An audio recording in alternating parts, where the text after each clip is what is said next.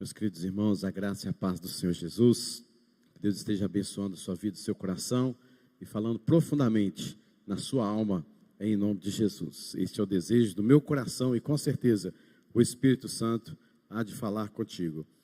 E eu quero pedir aos irmãos que se encontram também em casa, que venham para a igreja. Nós sabemos que não existe igrejas online, né? Como se tem falado muito, principalmente durante a pandemia, pós-pandemia. Então, não existe igreja online, né? A igreja, ela se reúne, ela tem este ajuntamento santo. Então, nós queremos falar novamente com os irmãos, como no domingo também, de estarmos juntos durante também a semana, a reunião de oração, devemos estar juntos uns com os outros, e não simplesmente ficarmos satisfeitos em enviar o pedido. É claro que você deve enviar, sim, o seu pedido de oração aí no nosso chat, e nós vamos estar aqui orando por você. Mas é especial, é fundamental a sua presença aqui conosco para orarmos juntos, para estarmos juntos em oração. Então deixe esse desafio para os irmãos, cientes de que não existe igreja e nem ajuntamento online. Pode ser mais confortável, talvez. Você não vai pegar trânsito, você não vai gastar gasolina, você vai ficar em casa, você vai deitar no seu sofá, na sua cama, seja onde for, e vai assistir ao culto. Mas a gente sabe que não é por aí. Nós precisamos de participar do culto. E a participação do culto é fundamental. Então, venham para a igreja, faça o seu pedido aqui. Estaremos juntos orando por vocês, tá bom? Mas continue, você que está em casa, envie sim o seu pedido de oração e nós estaremos aqui orando por você. 1 Tessalonicenses 5,17, um versículo muito conhecido, um versículo talvez bem falado nas reuniões de oração. São 3 palavras, e essas 3 palavras fazem muito sentido para as nossas vidas, quando de fato levamos tudo isso a sério. 1 Tessalonicenses 5,17, o que diz lá? Vamos falar juntos? Orai sem cessar. Vamos de novo? Orai sem cessar. Muito bem, vamos orar então ao Senhor. Deus, fale conosco nesta noite, mais uma vez, por meio da Tua palavra. Que seja um mover do Teu Espírito Santo em nosso coração, em nossa vida. E abençoe, Deus, cada irmão que está aqui presente. Que o Senhor venha, Deus, fortalecer as suas vidas. Que o Senhor venha falar aos seus corações. Que este momento da reunião de oração seja edificante também na vida deles e fortalecedora. Senhor Deus, nós pedimos por aqueles que estão em casa, que o Senhor também, Deus, venha despertá-los para que eles estejam aqui conosco. Que o Senhor, Deus, livra-nos do conformismo. Livra-nos, ó Deus, de simplesmente estar em casa porque é mais confortável. Senhor, aqueles que não podem estar aqui, de fato, que o Senhor continue abençoando. Sabemos que há pessoas neste estado, mas aqueles que podem estar e não estão, Senhor, que o Senhor tenha misericórdia, que o Senhor os abençoe, que o Senhor toque em seus corações, colocando em suas vidas o desejo de te servir, de orar como igreja reunida, ajuntamento solene na tua presença. Em nome de Jesus. Amém. Amém, queridos. Orai sem cessar. Versículo conhecido. E ele se encontra no livro de Tessalonicenses. Primeiro livro de Tessalonicenses. Alguns dizem que, inclusive, esta foi a primeira carta que Paulo escreveu. Outros dizem ser Gálatas. Mas é interessante notarmos como que foi o início desta igreja, descrito em Atos 16 e Atos 17. Paulo chegou ali por uma visão que ele teve e várias pessoas se converteram, entregaram suas vidas ao Senhor, mas houve uma terrível e grande perseguição da parte de judeus, da parte da sociedade, da parte de religiosos, contra esses que haviam se convertido e entregado suas vidas ao Senhor Jesus Cristo. Houve a partir de então um sofrimento muito grande na cidade de Tessalônica, na igreja que se reunia nesta cidade, e Paulo, inclusive, com os missionários, tiveram que rapidamente deixar esta cidade, ir para outra cidade. Inclusive eles foram parar lá em Bereia. De Bereia, passaram por outros lugares, e Paulo foi então, logo em seguida, para Atenas.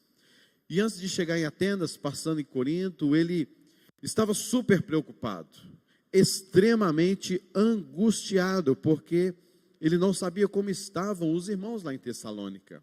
E ele envia Timóteo novamente para Tessalônica, e diz: Timóteo, volte para lá e veja como está a situação dos irmãos, porque eu estou a ponto de morrer, estou muito angustiado para saber como está a vida dos irmãos que foram perseguidos, e nós não podemos estar lá por mais tempo, para consolá-los, para estar com eles. Então Timóteo fez isso, voltou. Nesse período, a ansiedade de Paulo aumenta ainda mais, porque agora Timóteo está também no meio do fogo cruzado, naquela perseguição em Tessalônica, e ele volta. E quando Timóteo volta, fala para Paulo um relatório muito especial, um relatório muito específico, que o próprio apóstolo Paulo não esperava. Timóteo diz: Paulo, os irmãos em Tessalônica estão firmes na palavra, inabaláveis. A fé deles, o amor, a esperança deles na vinda de Cristo. Eles, apesar de todo o sofrimento pelos quais eles estão passando, eles estão firmados na palavra. Eles reconheceram realmente que a palavra que nós ministramos a ele, o Evangelho, é de fato o Evangelho de poder que os transformou, e não somente Tessalônica. As pessoas que estão ao redor, a cidade, a região da Macedônia, da Acaia e em todo lugar, estão sabendo da forma como o Evangelho chegou em Tessalônica e converteu pessoas, e fez pessoas novas, e como que eles se tornaram, inclusive, atalaias de Deus em toda a região. Paulo ficou extremamente feliz. E ele diz assim: agora eu vivo. Capítulo de número 3 de 1 aos Tessalonicenses, ele vai nos dizer isso. E a partir deste relatório dado por Timóteo, é que Paulo escreve esta carta. E esta carta foi então direcionada, em algum momento, para os irmãos de Tessalônica, e com certeza leram e ficaram sobremodo felizes. E Paulo, no início desta carta, os elogia e muito, porque Paulo fala que aquela igreja, ela se tornou imitadora de Cristo. Olha que coisa magnífica. Será que a nossa igreja é imitadora de Cristo? Paulo fala que aquela igreja serviu como modelo para outras igrejas na região da Macedônia, na região da Acaia. E as pessoas que por ali passavam, apesar do sofrimento, apesar das perseguições e das mortes, eles viam algo diferente neste povo. Este povo da igreja de Tessalônica recebeu a palavra de Deus como de fato ela é. Eles simplesmente não viram o apóstolo Paulo como um filósofo, como era de costume, o que eles viam sempre. Filósofos indo às praças, falando, pensando, colocando seus pensamentos, e muitas pessoas respeitavam esses grandes filósofos daquela época. E Paulo também esteve ali neste meio. Mas aqueles homens, aquelas mulheres da cidade, algumas destas pessoas, não viram o apóstolo Paulo como um filósofo, como palavras vazias, mas viram o apóstolo Paulo como alguém que estava de fato levando o evangelho. E o capítulo número 1, versículo número 5, Paulo fala que eles receberam o evangelho de poder, e não apenas de filosofias, não apenas de palavra, mas sobretudo de poder. Aquela igreja se tornou então uma igreja missionária pelo testemunho que simplesmente eles, ou os membros da igreja, davam. O testemunho deles, a forma como eles enfrentavam o sofrimento, as perseguições e mantinham firmes na palavra do Senhor, fez com que outras igrejas olhassem para a igreja de Tessalônica e a vissem como modelo de igreja, como verdadeiros imitadores de Cristo, porque Cristo sofreu, padeceu pelo poder dos patrícios, de Pôncio Pilatos, de Herodes, a própria cruz. E Paulo encaixa esses tessalonicenses, devido ao seu grande sofrimento, como o sofrimento do próprio Cristo. Então, como eles sofreram demasiadamente, Paulo diz: vocês são participantes conosco do reino de Deus, porque vocês sofreram na mesma proporção que Cristo sofreu. O sofrimento é uma marca. do cristão. É uma marca do cristão. E Paulo fala tantas outras coisas, os elogiando sobre a operosidade da fé, capítulo de número 1, versículo de número 3, a abnegação do amor de vocês, a firmeza na esperança da volta de Cristo. Vocês foram perseguidos, vocês foram maltratados e continuam sendo, mas vocês estão firmes, inabaláveis no Evangelho. Por certo tempo, Paulo pensou então que eles não iriam suportar tamanho sofrimento. E quando ele envia Timóteo para saber notícias, fica aliviado, fica feliz. Isso está descrito no capítulo de número 3. E Paulo vai terminando o seu capítulo de número 3, também dizendo, Paulo orando por eles para que aumente o amor, para que aumente ainda mais a operosidade da fé, a abnegação do amor, uns para com os outros. Paulo ora por aquele povo, pela santidade e também pela justificação diante de Deus, até a vinda do Senhor Jesus Cristo. No capítulo 4, Paulo responde perguntas excepcionais, maravilhosas, dúvidas que aqueles irmãos tinham em relação aos que morreram na perseguição, diante do sofrimento. Paulo, qual que é a situação dos mortos que morreram em Cristo? E Paulo vem relatando tudo isso de uma forma maravilhosa, inspirado por Deus, e nós podemos ter a plena convicção deste evangelho inspirado pelo Espírito Santo e iluminando assim os nossos corações. E é no capítulo de número 5, então, que Paulo fala sobre diversos preceitos que fazem parte da vida cristã. E esses preceitos, estas práticas, devem estar sempre presentes na vida do cristão. E dentre diversos preceitos, a partir do versículo de número 12, capítulo de número 5, o versículo 17 diz: orai sem cessar. Orai sem cessar. Perceba que é uma igreja e tanto.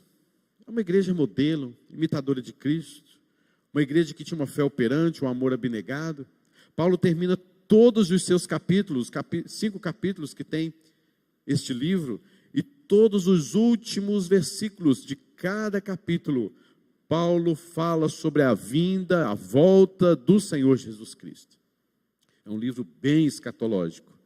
E é uma igreja que você olha e observa como é uma igreja que entendeu de fato o que é o Evangelho, que entendeu de fato o que é ser crente, o que é ser cristão, passando por sofrimentos, mesmo assim ficando firmes, passando por perseguições, mesmo assim sendo pessoas que não negaram o nome do Senhor Jesus Cristo. Mas, meus irmãos, é interessante quando Paulo fala orai sem cessar, porque parece uma coisa assim que nós muitas vezes não valorizamos quando a vida da gente está bem. Parece que quando tudo está bem, a gente diminui a intensidade das nossas orações. E esse poderia ser uma forma daquela igreja também caminhar assim. A igreja estava indo bem, era uma igreja e tanto, é o evangelho de poder. As pessoas foram transformadas, grandes coisas estavam acontecendo. E aqueles irmãos, aquela igreja, poderia nem sequer ter tido uma orientação essa do apóstolo Paulo. Mas Paulo ainda o coloca dizendo: meus irmãos, apesar de vocês serem isso, serem aquilo, receberam o evangelho, se converteram, vocês estão firmes com todas estas notícias que temos de vocês, mas uma coisa ainda não lhes pode faltar. Vocês devem continuar orando. E orando sem cessar. Não importa, querido, qual seja a realidade da igreja, não importa qual seja a realidade da sua vida, a ocasião pela qual você esteja passando, a igreja esteja passando, ela nunca deve deixar de orar. Paulo poderia dizer assim, ó, já que vocês estão bem, estão caminhando, ore aí, né, do seu jeito, continue uma vida de oração, tá? Não. Tudo estava indo bem, e Paulo ainda diz, orem sem cessar. Meus irmãos, alguns princípios da oração que nós podemos ver diante de todo este contexto. Primeira coisa, queridos, é que se tudo está indo bem em sua vida ou em sua igreja, não cesse de orar. Você vai lendo o primeiro capítulo, o segundo capítulo, o terceiro, o quarto capítulo e o quinto capítulo, e você pensa assim, eu queria ser membro dessa igreja. Queria estar lá. Que intimidade é essa do apóstolo Paulo, que coisa fantástica. Mas, queridos, mesmo assim, a igreja indo bem, nós não podemos deixar de orar, não podemos perder a intensidade da oração quando tudo vai bem nas nossas vidas, porque nós somos levados a fazer isso. Parece que oração é aquele extintor de incêndio que tem ali na nossa casa, ou numa loja, ou num condomínio, que seja, onde tem uma plaquinha, né, escrita bem assim: em caso de emergência, faz o quê? Quebre o vidro. Então a oração parece só isso: em caso de emergência, você vai lá, pega o extintor, quebra o vidro, pega o extintor e apaga aquele fogo, aquele incêndio que está ali. Mas se não há nenhum incêndio, não há nenhum incidente, não há nenhum acidente, você não vai quebrar o vidro. Você não vai estar ali: vou quebrar esse vidro aqui para quê? Não, só para, o extintor está aqui só para, vai que precisa de alguma. A oração parece ser muito assim: ore só se você precisar de uma emergência. Ore em caso de emergência. E não é assim a vida da gente. Nós estamos sendo levados a orar quando as coisas simplesmente estão ruins na nossa vida. Você já parou para ver isso? Quando tem uma doença, você ora mais. Quando tem um problema financeiro, você ora mais. Quando tem algum problema sentimental, relacional, algumas dificuldades, você ora com mais intensidade. E quando tudo vai bem, você olha para a sua saúde está bem, suas finanças talvez não esteja lá assim muito bem, mas está caminhando, está indo. A igreja vai bem, as circunstâncias estão boas, estou feliz. Você é levado a orar menos? Nós perdemos muito no nosso relacionamento com Deus, quando achamos que as coisas estão caminhando muito bem e que eu não preciso orar tanto. Até que Deus move alguma coisa, move uma peça, move uma circunstância, move alguém para cutucar na sua vida, na sua alma, e fala assim: vai orar. Você precisa de oração, mesmo quando tudo vai bem. Eu vou mexer uma peça na sua vida, para que você me busque verdadeiramente. Orai sem cessar. Que admoestação fantástica, que preceito fantástico, que Paulo fala para aquele povo, ainda que eles tinham operosidade da fé, eram pessoas abnegadas no seu amor, tinham uma firme esperança na volta de Cristo, eram pessoas, homens de Deus, mas Paulo ainda diz: orem, orem e orem sem cessar, sejam perseverantes, não deixe com que a ocasião, as circunstâncias, que são boas, apesar do sofrimento, façam com que vocês diminuem a intensidade da vida de oração. Se tudo está indo bem em sua vida, não cesse de orar. Segunda questão, queridos, é que este versículo fala de perseverança na oração. E a perseverança na oração é prova da sua dependência de Deus. A perseverança na oração é prova da sua dependência de Deus. Nunca se esqueça de que você é totalmente dependente de Deus. Satanás gosta de nos fazer esquecer disso, com as suas artimanhas que são colocadas bem à nossa frente, com a forma que ele sabe dos nossos pontos fracos, colocando talvez uma tentação, e a nossa carne, os nossos desejos, nós que somos os provocadores maiores de tentações, e quando toda a nossa carne deseja se satisfazer, uma das primeiras coisas que fazemos é deixar a oração de lado. Aquilo que nos sustenta diante das tentações satânicas e carnais é a oração. É uma vida de compromisso com Deus em oração, queridos. E a todo tempo o cristão é tentado, obviamente. Tentado na sua carnalidade, tentado por Satanás, tentado por este mundo, para fazer coisas, para tirar coisas desta vida para o seu próprio proveito. E se nós não tivermos uma vida de oração, que é o que nos firma diante das tentações, nós vamos tropeçar. Então, aquele que está em pé, veja que não caia. E é isso que Paulo está falando: vocês estão bem, apesar de toda a tribulação que vocês passam, mas não deixem de orar, e orem sem cessar, sejam perseverantes numa vida de oração. O nosso ego aprecia demais ocasiões quando tudo vai bem. Nós, quando tudo vai bem, muitas vezes, nós temos a impressão de que tudo está sob o meu controle. As coisas vão bem, é porque as coisas estão indo muito ótimas, é porque eu fiz, porque eu falei, é porque eu prescrevi, é porque eu pensei, é porque eu imaginei, é porque eu, com as minhas experiências, isso então aconteceu desta maneira. Cuidado com isso, queridos. O nosso ego gosta de ser elogiado por nós mesmos quando vemos as coisas caminhando tudo muito bem, porque achamos que somos nós que estamos sob controle. Eu sou bom. Quando na verdade é o Senhor Deus que está na sua vida, que você depende dEle, que você sabe que precisa de perseverar na oração, ainda que tudo esteja bem. E quando tudo vai bem, diminuímos a intensidade da oração. Cuidado quando você se achar bom demais nas coisas que têm acontecido na sua vida e não dá a Deus toda a honra, toda a glória, e não se submete a Ele e não busca a Ele em oração sem cessar, independente da ocasião.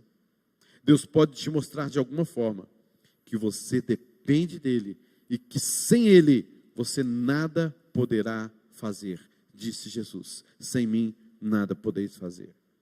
Em último lugar, queridos, o último princípio que eu quero deixar aqui para vocês nesta noite é orando sem cessar, que entendemos melhor a vontade de Deus e obtemos sabedoria.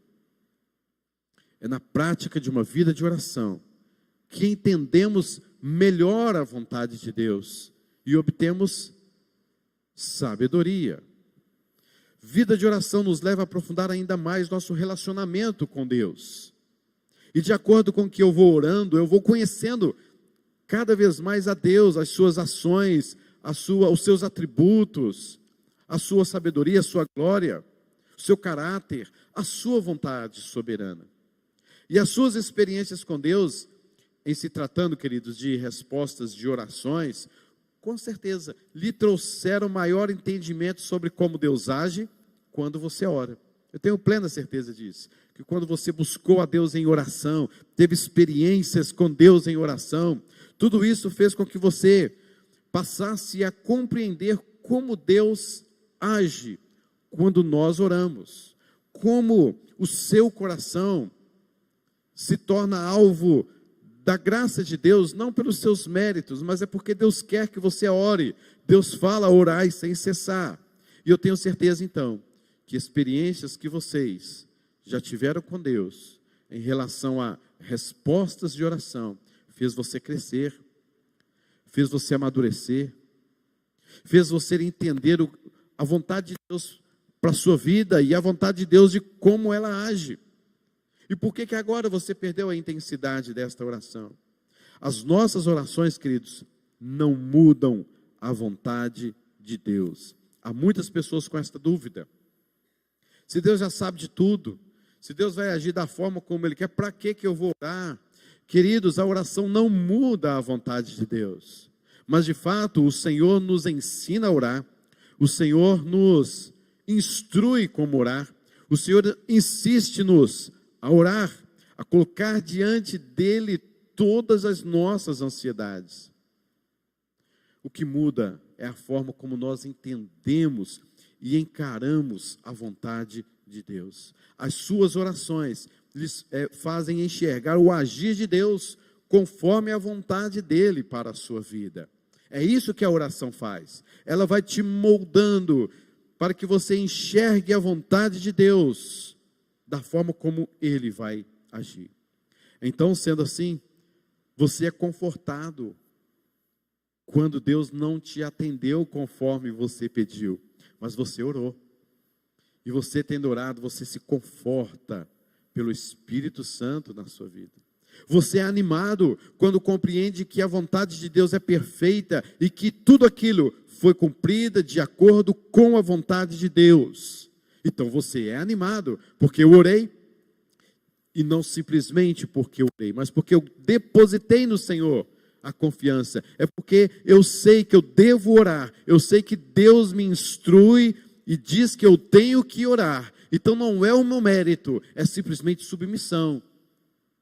É um servo se submetendo, é um servo reconhecendo a sua total dependência. Então não é simplesmente porque você orou, mas é o fato de Deus ter nos mostrado que devemos orar e que através da oração nós somos animados, revigorados, porque passamos a entender e a compreender que a vontade de Deus é boa, é perfeita e agradável, e a oração faz isso conosco. Então você também se acalma quando você entende que Deus é quem está à frente, e Ele é bondoso para com os seus, Ele é fortaleza no dia da angústia, e conhece os que nele se refugiam. Conhece os que nele se refugiam. Como que eu me refugio no Senhor? Através de uma vida de oração, de relacionamento com Ele. E é a partir deste relacionamento com Deus que eu provo da bondade de Deus na minha vida. Então você é acalmado, aquietai-vos, sabei que eu sou Deus. Como eu vou saber que Deus é Deus? Através da leitura da palavra. E quando eu leio a palavra, eu leio assim: orai sem cessar. Então eu tenho a minha vida amparada. Essas experiências, queridos, com Deus, através de uma vida de oração, deve fazer de você alguém que de fato ore sem cessar, quando tudo está bem, ou mesmo quando tudo vai mal. Meus irmãos, por fim, não importa o que você esteja passando, por ocasiões boas, por ocasiões más, a experiência com Deus por meio da oração não depende da ocasião em que você passa, porque você sempre deve orar e orar sem cessar.